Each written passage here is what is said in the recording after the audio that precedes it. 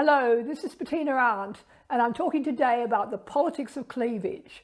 Women's much trumpeted right to wear what they like, to bare their tits and flaunt everything they've got, and if the wrong man is caught looking, to publicly humiliate him. Well done, ladies. Another barrier to harmonious relations between men and women, another achievement for feminism. What's interesting about the whole Human Rights Commission survey was the large numbers reporting sexual harassment. 1 in 2 students reported harassment, but this actually turned out to be mainly women complaining about inappropriate staring or leering. That's hardly surprising. Walk around the campus of any of our universities on a warm summer's day and you'll be greeted by a wonderful display of beautiful young bodies, short skirts, shorts barely covering their taut butts, tank tops, plenty of cleavage, you name it. I wonder if these were any of the women complaining about inappropriate leering. That's the whole point, isn't it? Women who dress in a sexy way are wanting to be stared at by the right men. They just object if the wrong man is caught looking. That's where the inappropriate leering comes in. Just look at our own Cinderella, Mary, the Tasmanian girl who married Frederick, the Crown Prince of Denmark. Some time ago, Princess Mary was at a state dinner in a very low-cut dress, sitting next to the husband of the Finnish president. The poor man was caught on camera having a good look and was sneered at in news stories across the world, with everyone taking delight in his embarrassment and Mary's obvious look of disapproval.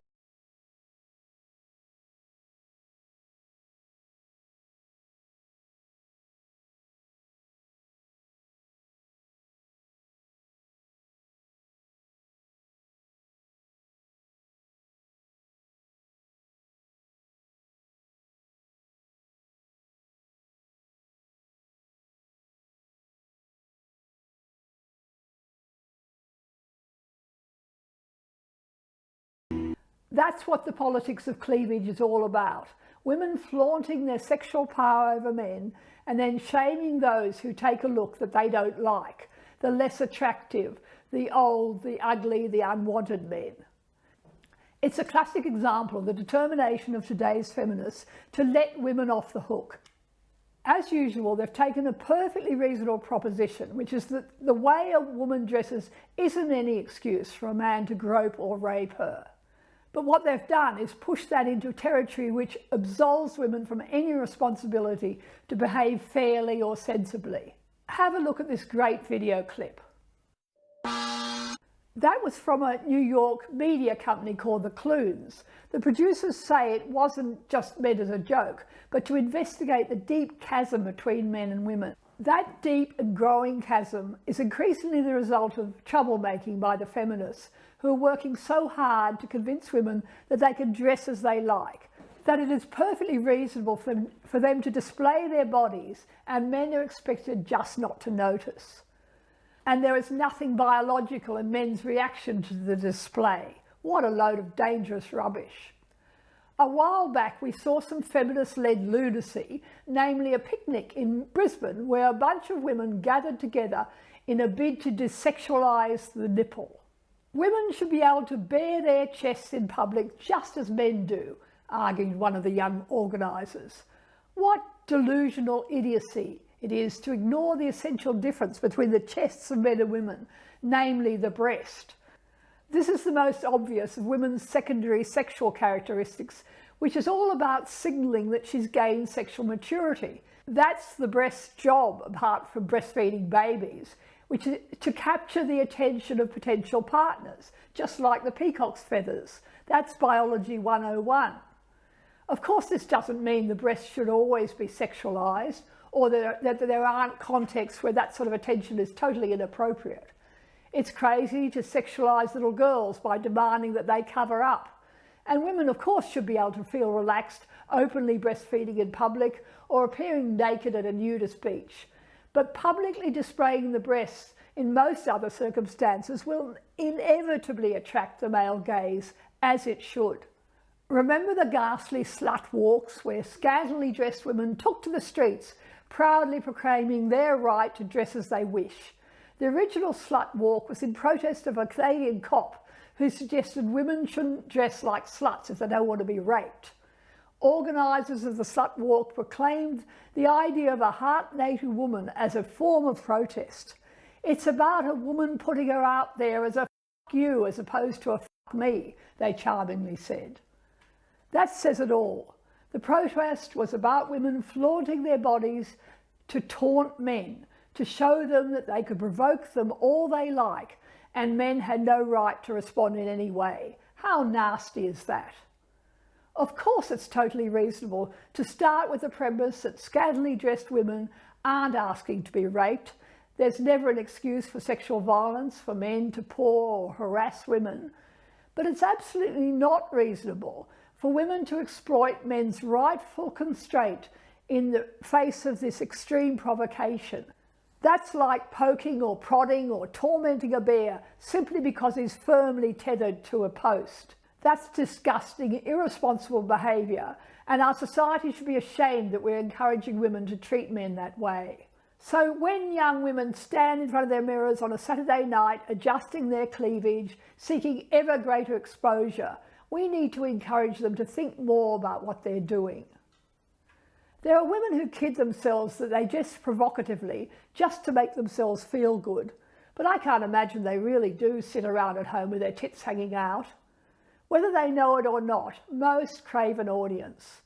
I've talked to numerous women writing about this for articles I've written over the years, and believe me, most know exactly what they're doing. Here's a woman speaking on a panel show discussing the whole issue of cleavage. With guys and girls constantly doing one of these and like staring at your tits all the time, and you're cool with that, not that there's anything wrong with that, then go for it. But there's some people out there that might be like, oh, my eyes are up here, buddy, but then your tits are hanging out. Yeah. It's like, come on, don't be so conflicted. Like, dude, you're putting it out there, people are gonna look. You know, certain things come with the territory, you know? The simple fact is the main message sent is all about flaunting women's sexual power. It's an up you gesture of the most provocative kind. It's really nasty stuff designed to tease and provoke men. I've always been interested in how men react to all of this. Of course, there are the cocky, attractive men, the alpha males who just lap it up, so to speak. It does all have its funny side, and there are plenty of men who love the passing parade, and I don't blame them. I think it's particularly the successful, attractive men who enjoy the show, and they're confident because they know they're in the target audience. And often well-endowed women enjoy the attention. It's all just a bit of a laugh, and that's fine. Situations where women enjoy flaunting all they've got, and men who think it's just great. But there are other times when it's tough on men, not because they can't control themselves, not because they're insatiable beasts at the mercy of their rampaging sexual appetites. Of course, I'm not suggesting that. I've talked to many men who rightly get pissed off when they know that no matter what they do, they'll be in trouble. Like the fathers of teenage girls who get embarrassed when their daughters and all their friends parade around half-dressed, but if they say anything, they're accused of being a dirty old man. There are men who resent talking to women who are flaunting their bodies when they know that if they're caught looking, she's likely to belittle and embarrass them. I'm not surprised that many men get really angry about this, particularly the males who lack the looks or the trappings of success that these women are after, that tick these women's boxes. They know the whole thing is just a tease. The internet is now bristling with men writing and talking about what they regard as women's sexual arrogance. We need to understand the context in which this is all happening. The simple truth is that most men spend their lives in a state of sexual deprivation, dealing with constant rejection. Roy Baumeister is a professor, he used to be actually at the Florida State University, he's now at the University of Queensland, and he's a world expert in gender differences in sexual desire. Here's his summary of the state of affairs most men confront. Sexual frustration is almost inevitable for the majority of men, and not just occasionally. They won't have enough partners or even enough sex with one partner to satisfy their wishes, he writes. He concludes the tragedy of the male sex drive is a state of perpetual readiness which rarely meets its match. That's the context. That's what makes the constant titillation men have to put up with so immensely confusing, irritating and insulting. When I wrote about all this some years ago, I was attacked by Hugo Schwitzer. He's a professor of gender studies. Writing on Jezebel, he deliberately lied about what I'd said by suggesting I'd justified men attacking women if they'd been turned on by dressing provocatively. Schwitzer's smart conclusion was as follows. The hard truth men and women alike need to grasp is a simple one.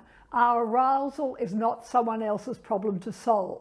What is it with these men who are so keen to sell out other men in order to suck up to the feminists? They seem to exist in every country. In Australia, Michael Flood is the prime example of this toadying species. Okay, Hugo Schwitzer, what a straw man argument. Of course a man's arousal is his problem. His need to behave decently isn't the issue here.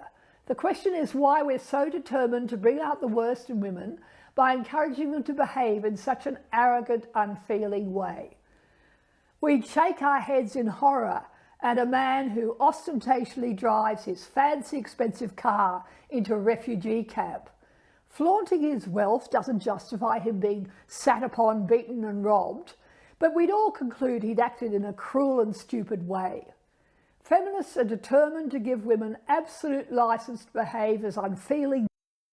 The tragedy is that the feminist narrative has such a grip on our society that very few dare call out their morally corrupt behaviour which is doing relations between men and women so much damage.